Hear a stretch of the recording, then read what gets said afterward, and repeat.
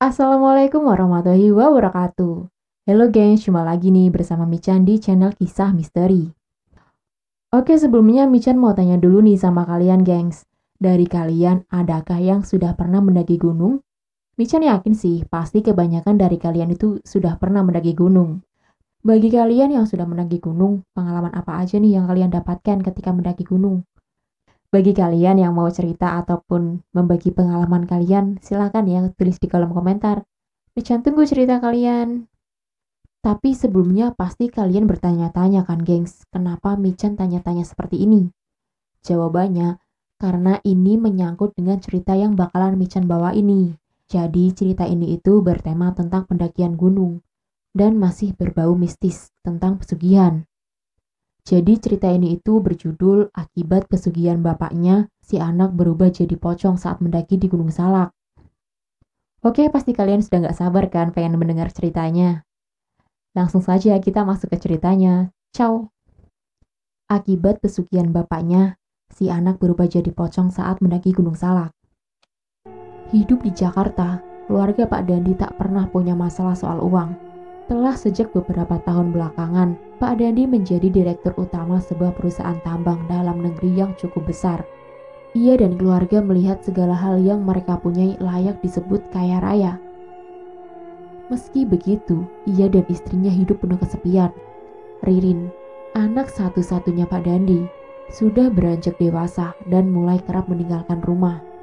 Karena kesibukan orang tuanya pula, Ririn menjadi anak perempuan yang jauh dari ibu bapaknya.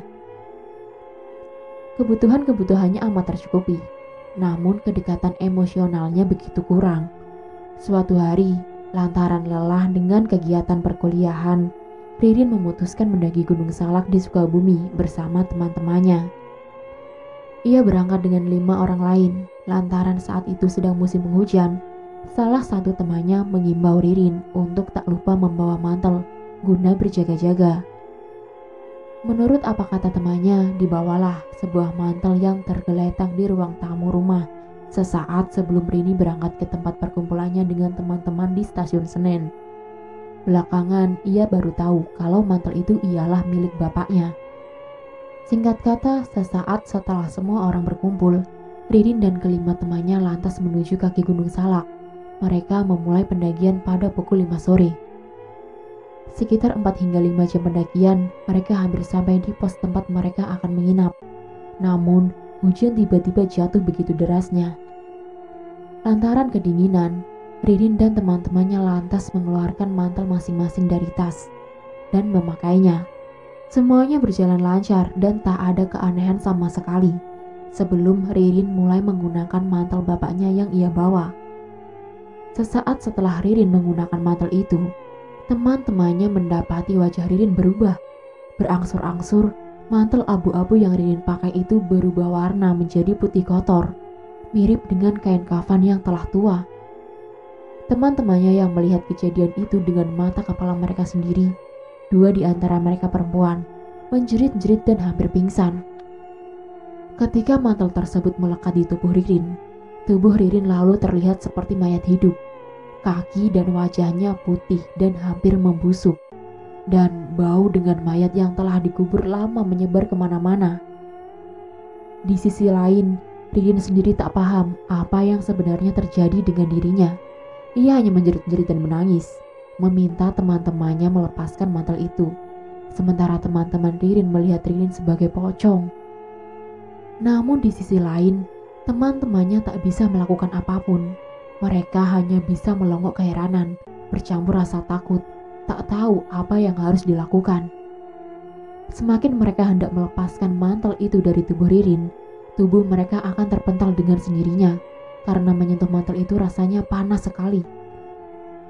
Melewati waktu berjam-jam dengan penuh kecemasan dan rasa takut, tiba-tiba handphone yang ada di tas Ririn berbunyi.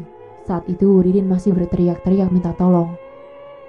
Salah seorang teman Ririn yang cukup berani lantas mencari handphone itu. Dengan tangan gemetar, ia lantas mengangkatnya. Halo, ini siapa? Ini teman Ririn, saya bapaknya. Iya, saya temannya om. Tolong bilang ke Ririn, jangan sampai ia memakai mantel itu, kata bapak Ririn di seberang telepon. Mendengar kalimat terakhir itu, kelima teman Ririn langsung kaget setengah mati. Mereka menduga-duga apa yang terjadi, mengingat pesan Bapak Ririn kepada mereka ialah sesuatu yang sangat spesifik dan cenderung aneh. Sampai pada satu titik, ada seorang teman laki-laki Ririn yang sebelumnya tak mengucap sepatah kata pun. Tiba-tiba dia menyeletuk. "Tolong kalian ikuti aku," katanya. Sesaat setelah mengatakan itu, ia lantas merapalkan beberapa mantra dalam bahasa yang asing.